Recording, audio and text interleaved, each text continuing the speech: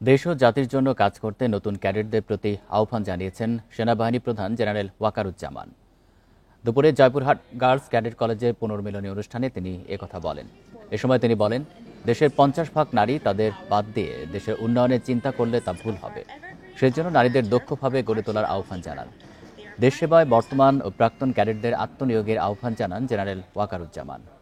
এ সময় তিনি বর্তমান ও প্রাক্তন ক্যাডেটদের সফলতা কামনা করেন।